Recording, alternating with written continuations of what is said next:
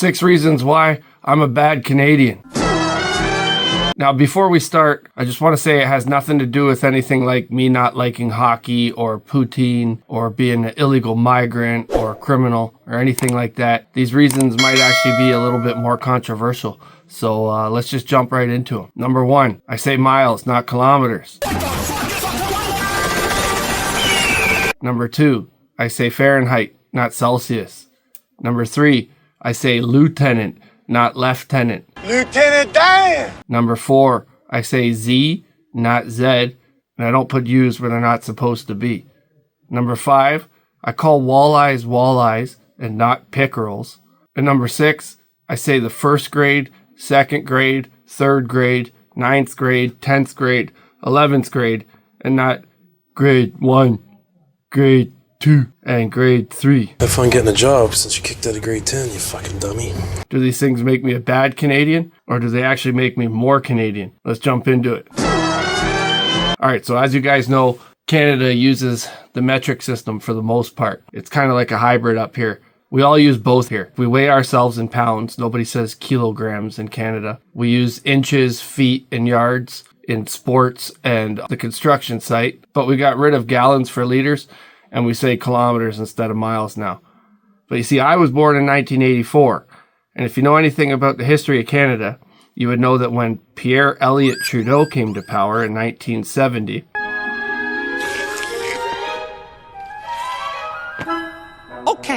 he switched us over from the imperial system to the metric system, and this took about 10 years. He introduced some legislation and some commissions that would transition a metric movement and replace the imperial system that Canada had since conception. Now, the first Prime Minister of Canada, Sir John A. Macdonald, he had legalized the metric system, but Canadians never took to it. They always used gallons, they always used miles, they always used pounds and feet. So it never took off with Canadians. And little known fact, even back then, the British didn't use the metric system. The British were on the imperial system right alongside with the Canadians up until about the same time. So it took about 10 years for the metric system to replace the imperial system. And it didn't go without a fight. A lot of Canadians didn't want that to happen. A group of progressive conservative MPs even banded together and bought a gas station and called it the Freedom to Measure movement.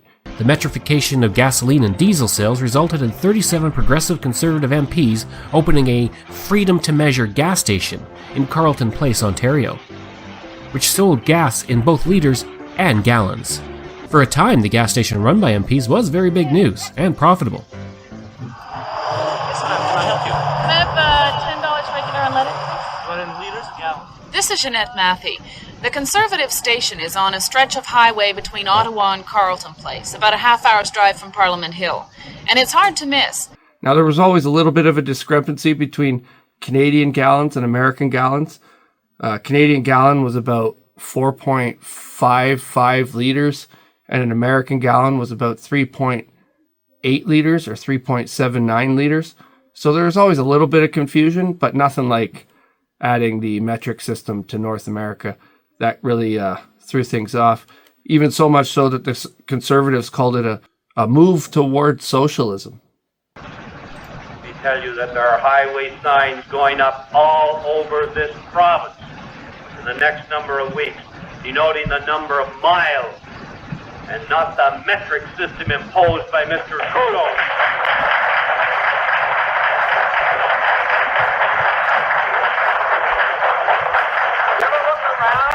Did you ever look around at the countries in the world today with metrics? Not the United States of America, not our mother country, Britain, but the socialist countries of the world today. That's where the metric system is.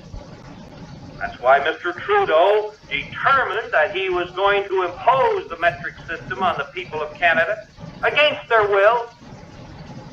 The last poll that was conducted, 73% of the people polled did not understand nor did they want the metric system in this country.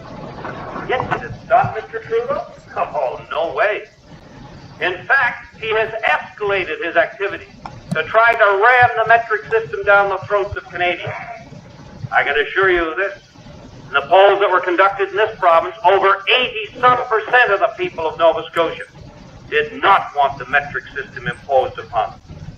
I can assure you of this, that as far as the government of Nova Scotia is concerned, as far as this government is concerned, we are not going to impose the metric system on the people of this province, and that's why we have ordered that the highway signs are to be in miles so that people will know exactly where they are at any one time.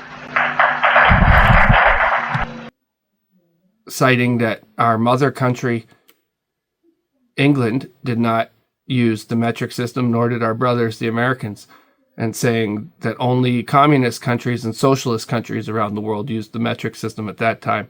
So that's really interesting. And around the same time, the same thing happened with Celsius and Fahrenheit. It almost coincided with the metric movement, and Celsius replaced Fahrenheit. Now, I say Fahrenheit too, but that's just because my parents grew up in a Canada that used Fahrenheit and miles. Same with my grandparents and my aunt and uncles and everybody that was older than me. So they never changed, and they raised me the same way. So I got used to Fahrenheit and miles, just like them. And to be fair, the imperial system has been used longer than the metric system in Canada. So again, does that make me more Canadian or a bad Canadian? And even in my old family cottage town off Highway 69 in near North Ontario, I think there's still a sign up there that reads in miles to Sudbury. Let me know if that sign's been taken down, but it could still be up there. It was up there a few years ago. Now for number 3, I say lieutenant and not lieutenant. Lieutenant, dang. Now the British are known for saying lieutenant and not lieutenant. As the story goes, British soldiers with poor literacy in the 1300s would intercept French communiques, and the rank lieutenant, which is a French word meaning lieu in place of, and tenant meaning holder, so placeholder. It's a rank for a act in position of the higher rank when the higher rank wasn't there. So it was lieutenant, and they say that U's and V's back then were also indistinguishable. So to an illiterate British soldier in the 1300s, lieutenant could have looked like lieutenant, and they might have said lieutenant, which morphed into lieutenant, and some say this is where that comes from. The Oxford English Dictionary says this could be true, but ultimately they have no clue why this usage happens. Lieutenant is the correct word, and I was in the Army, in the Canadian Army, and for 14 years I used that term lieutenant, not sir and not lieutenant, and oddly enough, no one said anything ever. No one noticed. I would always say lieutenant, lieutenant this, lieutenant that. Lieutenant, dang. Nobody said a word for 14 years. So I found that interesting. And that's a no-no in the Canadian Army. So the fact that nobody noticed for 14 years says something. Now, number 5. Why I call walleyes and not pickerels. This one's insane. This is the biggest Canadian absurdity that exists. Now, if you know anything about fishing in Canada, you know that Canadian fishers call walleyes pickerels, and it's absolutely absurd. They actually get angry and sometimes violent when you show them that they're wrong, and I have no idea why this is. So, a pickerel is a small type of pike. It's in the Essex family. In the Essex family, you have the muskellunge, the northern pike, and pickerel. And the pickerels come in about 4 types. They have the redfin pickerels, the grasser pickerels, the chain pickerels, and the pond pickerels. These are just small versions of pike.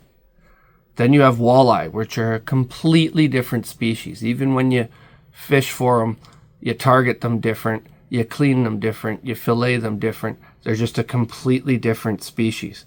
But Canadian fishermen, especially the older ones, call them pickerels. If you're ever driving across the country and you see fresh pickerel for sale, it's a walleye.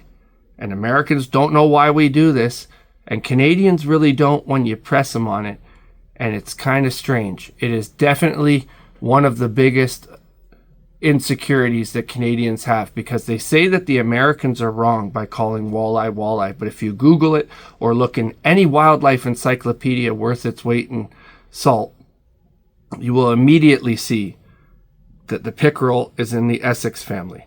Now, I've tried to find out why Canadians do this horrible, annoying, absurd thing, but I can't find out.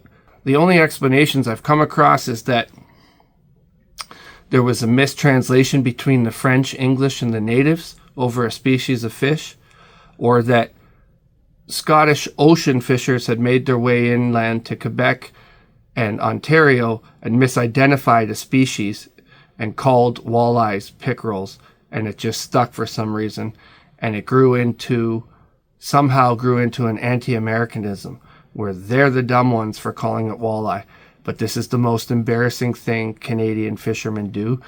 And for a country that's known for its outdoorsmanship and traditional outdoor lifestyle, misidentifying such a basic fish like this is unreal. So that's why I call walleyes and not pickerels. So I skipped one there. I say Z and not Z. Now, I know Canadians are supposed to say Z, and we're supposed to put U's in words like color and favorite because that's the original British traditional spelling. Technically, they are correct to use it. But the Americans don't use the U's, and they say Z instead of Z. And just like miles, Z just rolls off the tongue better than kilometers. Trying to say kilometers in a sentence can be kind of tough. And in Canada, we just resort to saying clicks. Oh, it's 40 clicks that way. It's 20 clicks that way. We don't say it's 20 kilometers. So, just so you guys know that, we don't really say kilometers either. We say clicks because it doesn't roll off the tongue easy. And Z rolls off the tongue. And we are North Americans. We aren't British anymore. We're North Americans. So, I think it rolls off the tongue better.